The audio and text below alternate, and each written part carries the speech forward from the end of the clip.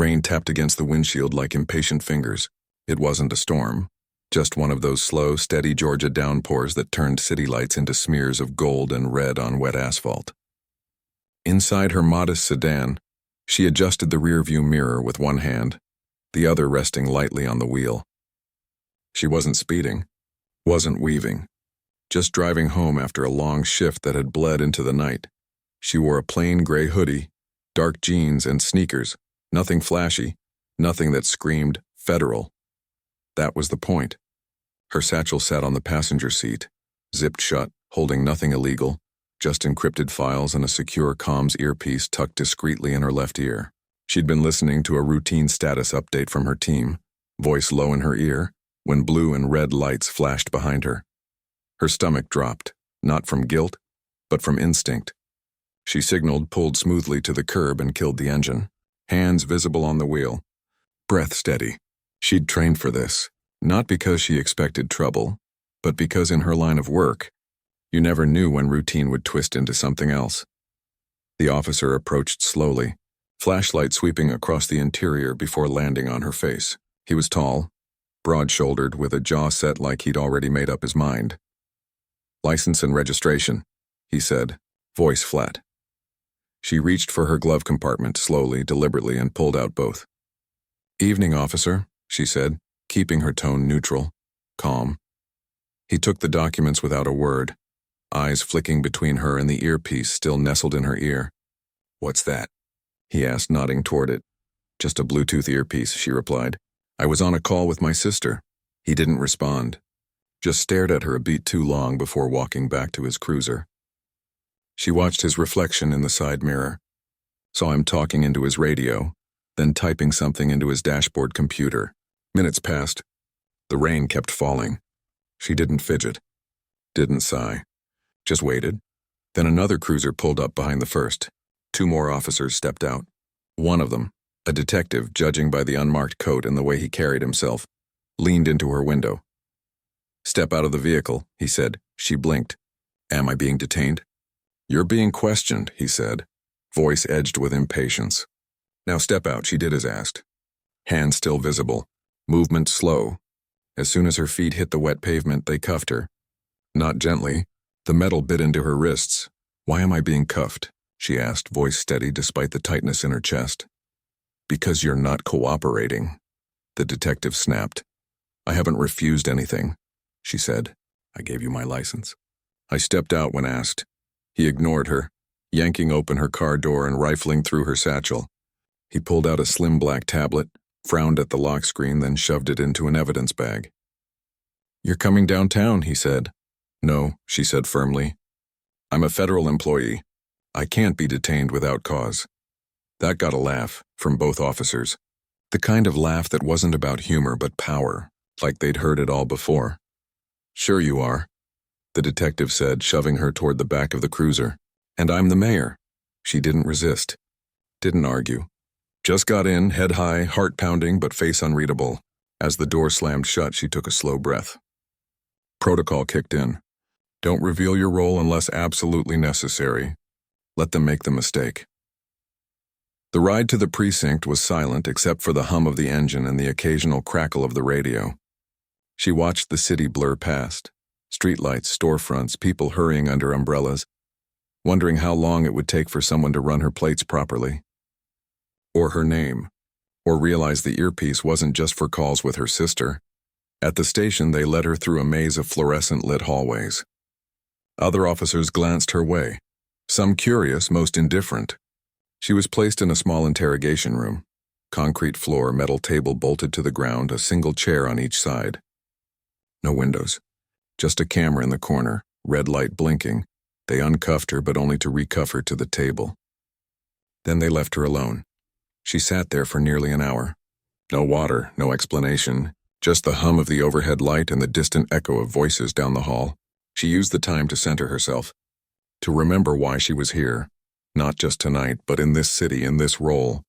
She wasn't just collecting data. She was watching, listening, looking for patterns others missed. Finally, the door opened.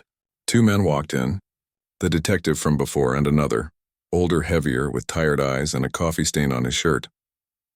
They dropped a file on the table. It was mostly empty. "All right," the older one said, sitting across from her. "Let's cut the act. Who are you really working for?" "I told you," she said.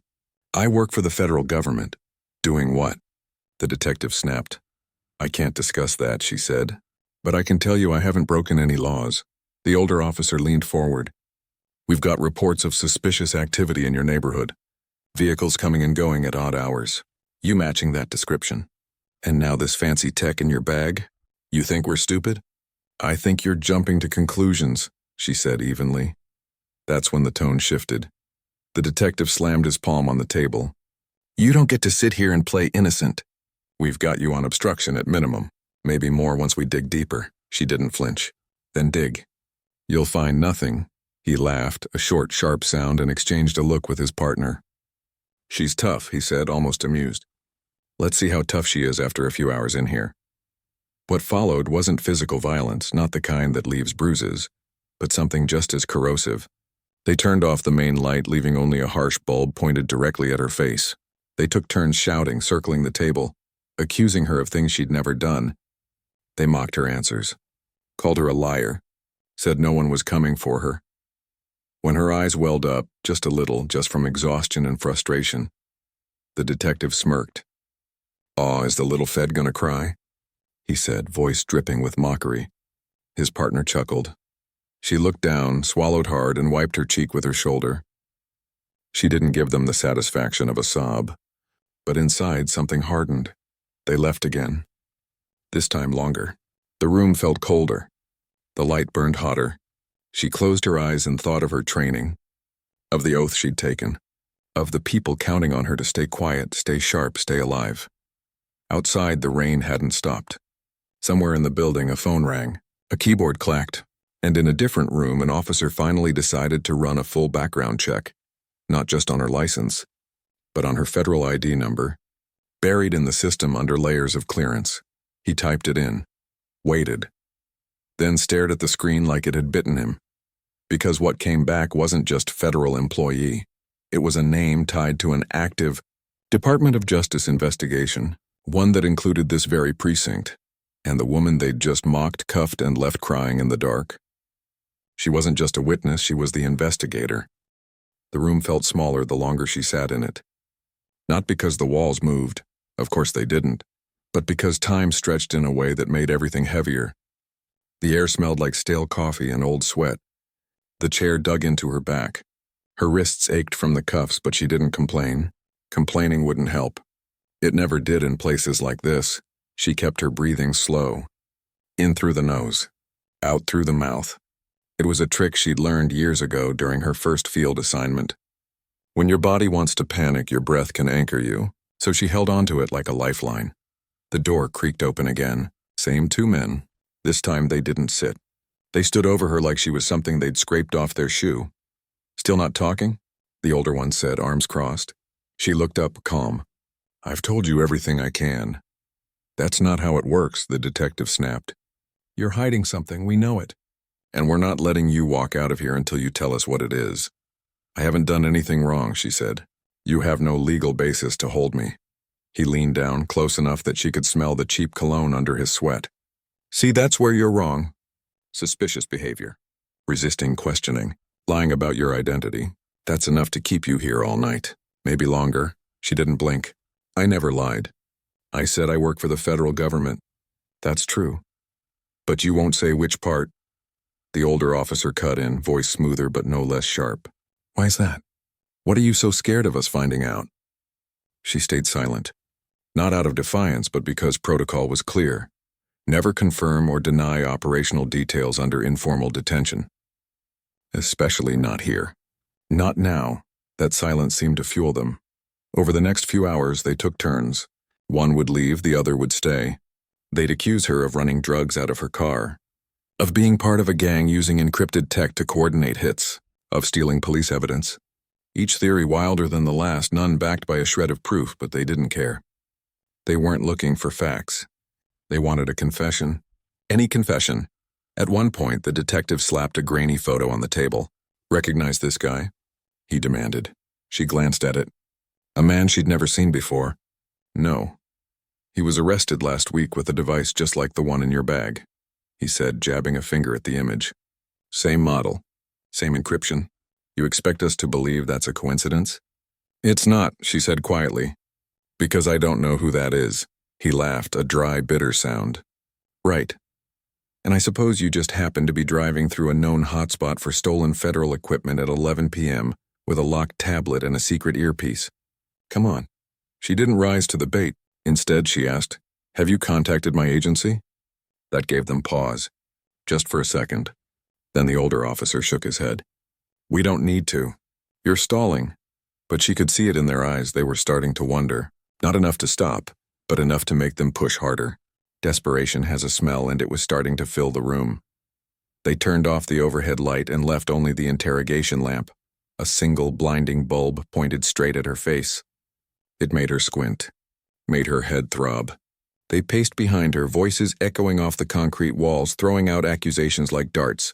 You think you're smarter than us? You think your fancy job protects you? Nobody's coming for you. And then, when her eyes watered, not from fear but from the light, from exhaustion, from the sheer weight of being treated like a criminal when she'd spent years trying to fix broken systems, one of them said it. Ah, look. She's crying. The detective's voice was thick with mockery. He crouched beside her chair, grinning like he'd won something. All that tough talk and now you're sniffling like a kid. What's wrong? Did we hurt your feelings? His partner chuckled from the corner. Guess the feds aren't so tough after all. She looked down, swallowed hard, let the tear fall. But inside something shifted, not fear, not anger, resolve, because she knew deep in her bones that they had just crossed a line they couldn't uncross. Not because of what they'd done to her, but because of who they thought she was. They saw a young black woman alone at night, dressed like anyone else, and assumed she was powerless, disposable, easy to break. They had no idea. She didn't wipe her face, didn't look up, just let the moment hang heavy and ugly, while they enjoyed their little victory. Then the older officer sighed like he was bored now. All right, we're done for tonight. Lock her in holding. We'll deal with her in the morning. They uncuffed her from the table only to slap new cuffs on her wrists and marched her down another hallway. The holding cell was colder than the interrogation room. Concrete bench, steel toilet, a thin mat on the floor that smelled like bleach and despair. The door clanged shut behind her. Echoes bounced off the walls. She sat on the edge of the bench, back straight, eyes scanning the room like it might hold answers. It didn't, but she didn't need answers. She needed time. Her mind raced, not with panic, but with clarity. They'd mishandled everything. No Miranda warning, no legitimate probable cause. Illegal search, coercive tactics. Every minute they held her without justification was another brick in the wall of their own downfall. She closed her eyes and thought about her team. They'd noticed her comms went silent over an hour ago. Standard protocol would have kicked in by now. Location ping, silent alert, backup on standby. They wouldn't storm the place, not yet. But they'd be watching. Waiting. And somewhere in this building, someone would eventually run her credentials through the right system. Not the local database, not the DMV, the federal one. The one that required level 3 clearance. When that happened, everything would change. Until then, she waited. Not as a suspect. Not as a victim. But as someone who knew the truth always surfaces, especially when people try this hard to bury it. Outside the cell, footsteps passed. A radio crackled. Rain still fell against the building's roof, steady and quiet, like the city itself was holding its breath. She leaned back against the wall, eyes open now, staring at the ceiling. Let them laugh. She thought, they won't be laughing tomorrow. The precinct buzzed with its usual overnight rhythm, phones ringing, keyboards clacking, tired voices swapping coffee and complaints. Down in evidence, an officer named Reyes was sorting through the items collected from the woman they'd brought in hours earlier. He wasn't part of the interrogation team, just doing his job, logging each piece before it got locked away. He picked up the black tablet first. Standard procedure, check for fingerprints, power it on if possible, note any visible identifiers. But the screen stayed dark, no matter how many times he pressed the button. No logo, no model number, just smooth, unmarked casing. Then he saw the earpiece, small matte black, no brand name. Looked expensive. Too clean for regular use. He turned it over in his hand, frowning. Something about it felt off, not like consumer tech. More like something you'd see in a military supply catalog. Curious, he walked it over to the tech desk, where a young analyst named Chen was pulling double duty. "Hey," Reyes said, dropping the earpiece on the desk. "Run this through the system. See if it matches anything in the stolen gear database." Chen nodded, plugged it into a reader. Nothing came up. Not in local, not in state. He tried a federal cross-check. Just a basic scan, nothing classified. The screen flickered. Then a red banner popped up. "Access restricted. Clearance level required." Chen blinked. "Huh, that's weird." "Try the VIN from her car too," Reyes said. "Something's not adding up." Chen pulled up the vehicle registration. Standardsidan. Clean record. But when he dug deeper, past the DMV files, into federal motor pool logs, his fingers froze over the keyboard. The car wasn't registered to a private owner. It was listed under a Department of Justice fleet assignment. Active status, assigned to a special investigations unit. His stomach dropped. "Reyes," he said quietly, eyes still on the screen. "You need to see this." Reyes leaned over. "Read the line." Swallowed hard. "That can't be right." "It's pulling from the DOJ master database," Chen said. "Real-time sync. This isn't a glitch." They both stood there for a long moment, the hum of the server fan suddenly loud in the silence. Then Reyes remembered something. "Her ID," he said. "She gave them her federal badge number during intake. They wrote it down." He rushed to the front desk, flipped through the logbook, found the number. Hand shaking just a little, he typed it into the secure terminal, bypassing local filters, routing it through the interagency portal. The system whirred, loaded, and there it was. Full name, photo, title, Special Investigator, U.S. Department of Justice Civil Rights Division, current assignment, Joint Task Force on Law Enforcement Accountability, Metro Region. Clearance level, secret SCI status, active field operation. Below that, in bold red letters, "Do not detain without federal coordination." Reyes felt the blood drain from his face. He'd seen that warning before, once years ago during a training seminar. It meant the person wasn't just a fed. They were embedded, watching. And if you messed with them, you weren't just breaking protocol. You were interfering with a federal investigation. He turned and ran. Not dramatically.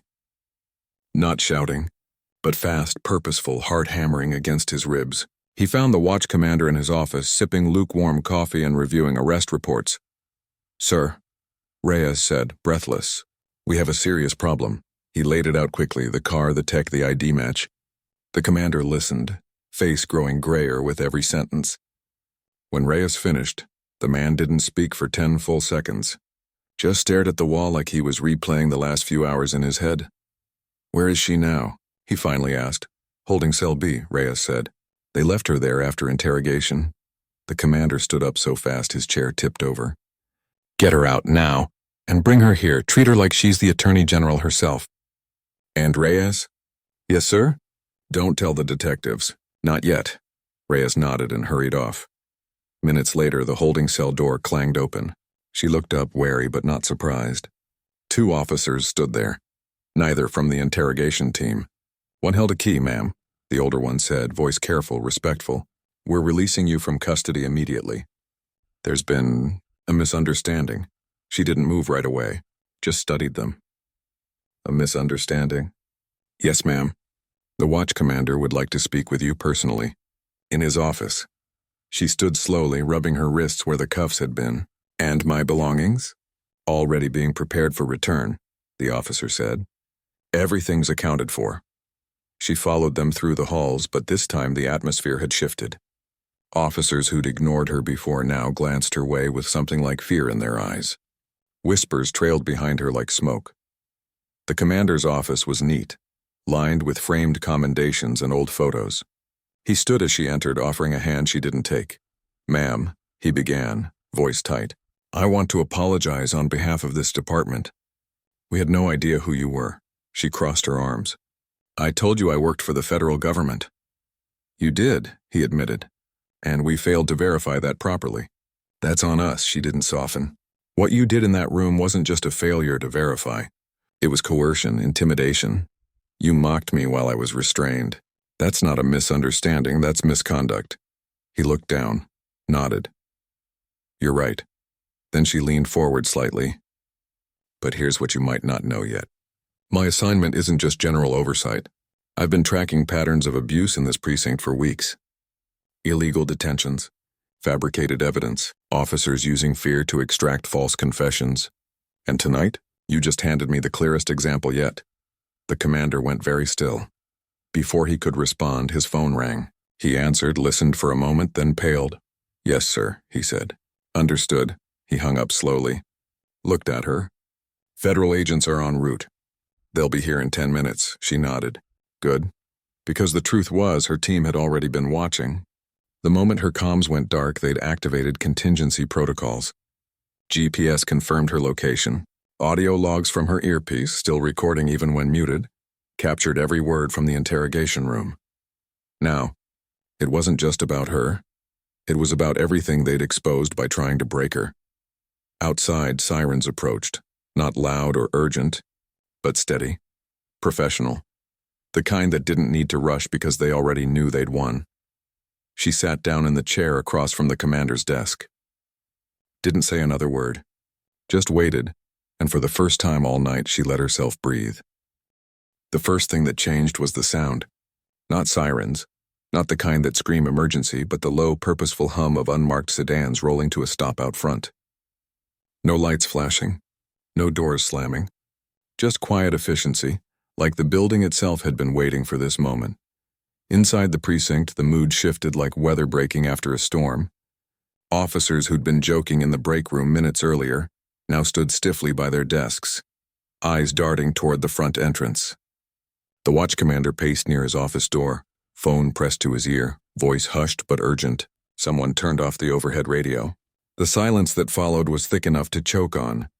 She stayed seated, hands folded in her lap, watching it all without expression. She didn't gloat, didn't smirk. There was no satisfaction in seeing people panic when they realized they'd stepped too far. Only a quiet certainty that this was never about her. It was about the pattern, the system, the quiet rot that thrived when no one was looking. Then they walked in. 3 federal agents. 2 men, 1 woman.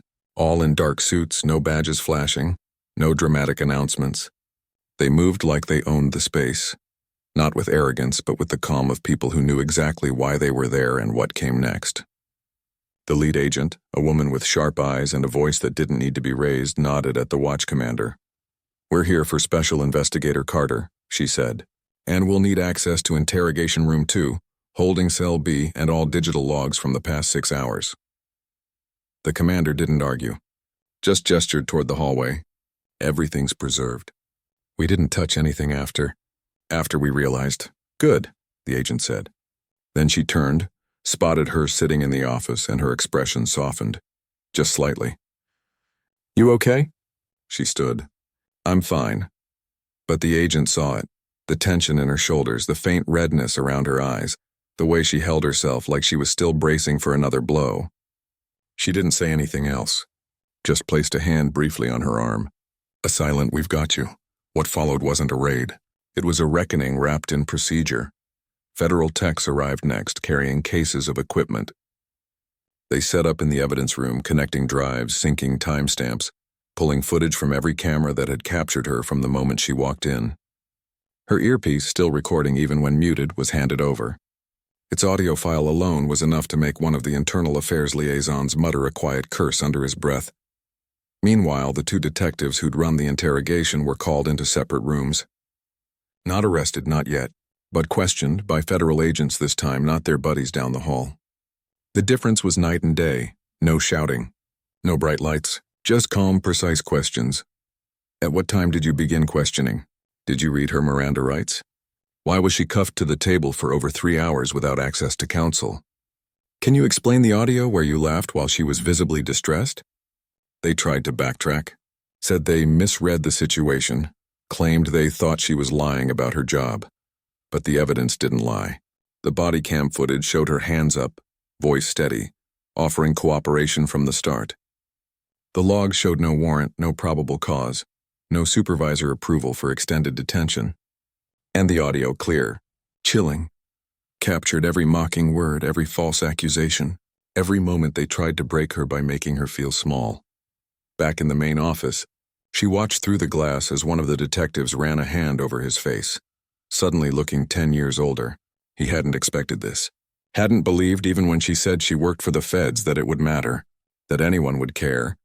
But people did care, because her case wasn't isolated. As the federal team dug deeper, they cross-referenced her file with other complaints filed against this precinct over the past year, reports from citizens who'd been detained without cause, pressured into signing statements they didn't understand, threatened with charges if they didn't cooperate. Most had been dismissed, ignored, written off. Now, with her testimony and the fresh evidence, those old cases started to glow with new meaning. By mid-morning, the city's chief of police arrived, face grim, flanked by legal counsel. He didn't speak to the media, didn't make promises, just nodded at the federal lead and said, "Do what you need to do." The two detectives were placed on immediate administrative leave. Their badges collected, their access revoked. Not with drama, but with paperwork, cold, final, and irreversible. Outside news vans began to gather, but the story wasn't about a federal agent arrested by local cops. It was about accountability, about what happens when power goes unchecked, about how one person, treated like she didn't matter, turned out to be the one holding the mirror up to the whole system. She didn't give interviews, didn't pose for photos. When a reporter shouted a question as she walked out of the precinct, "How do you feel knowing they'll face consequences?" She just kept walking and said quietly, "It's not about how I feel. It's about what's right." Back at her temporary office downtown, her team debriefed her, not with praise but with focus. They reviewed every second of the encounter, logged every deviation from protocol, added it to the growing case file, because this wasn't the end. It was a turning point. The officers involved would face internal discipline, possible criminal charges, and civil lawsuits.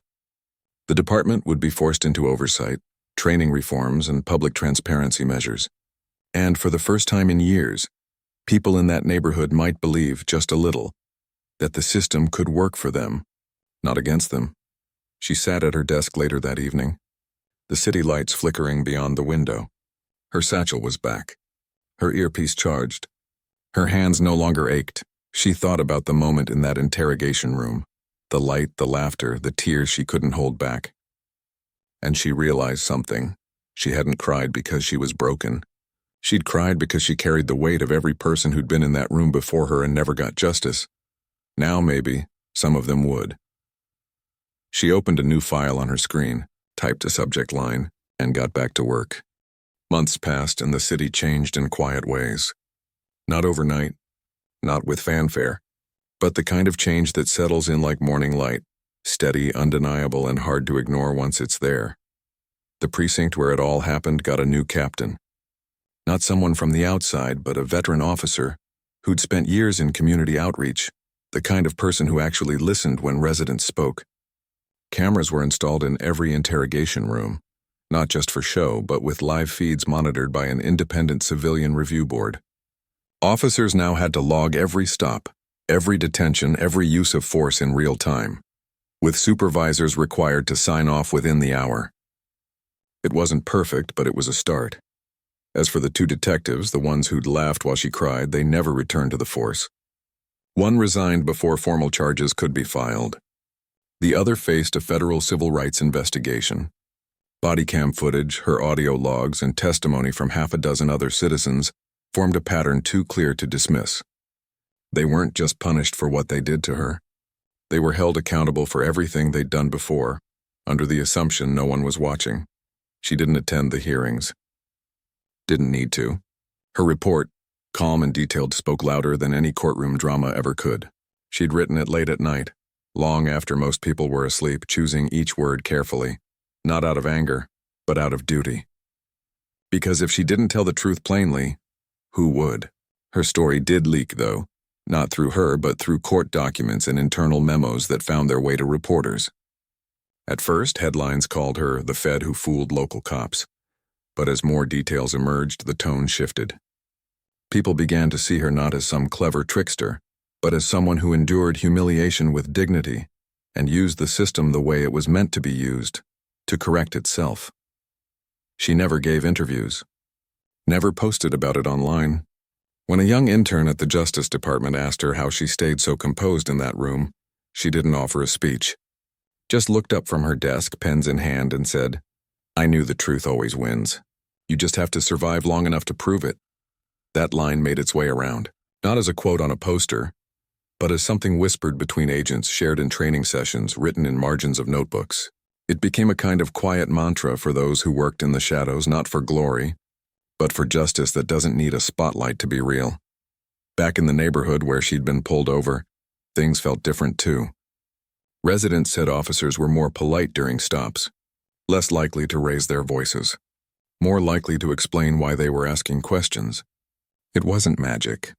It was pressure, the kind that comes when people realize their actions might one day be played back in a federal courtroom.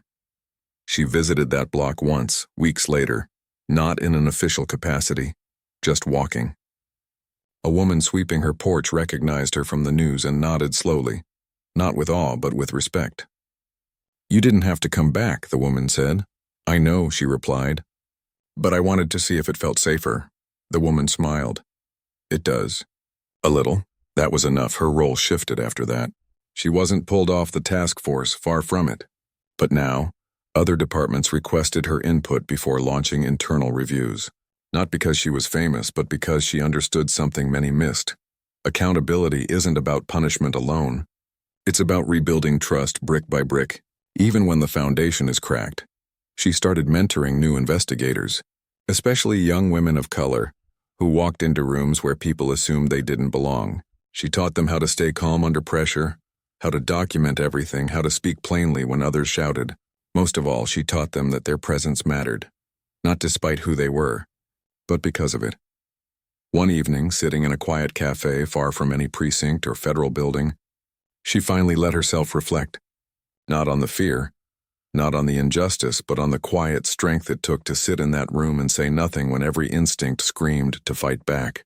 She hadn't won because she was smarter or tougher. She'd won because she refused to become what they expected her to be. The system hadn't saved her that night. She'd saved the system from itself, and in the end, that was the real story. Not the moment they laughed. Not even the moment they found out who she was. But what happened after? The reforms, the apologies, the slow, stubborn push toward something better. She paid her bill, left a generous tip, and walked out into the cool night air. No earpiece, no satchel, just a woman in a hoodie, hands in her pockets, blending into the crowd like anyone else, except now. When officers saw someone like her, calm, quiet, carrying themselves with quiet certainty, they didn't assume. They asked. They checked. They remembered, because somewhere in their training manuals, in their briefing slides, in the quiet warnings passed from sergeant to rookie, her name wasn't spoken, but her lesson was, power doesn't always wear a badge. Sometimes it wears a gray hoodie and waits patiently for the truth to catch up.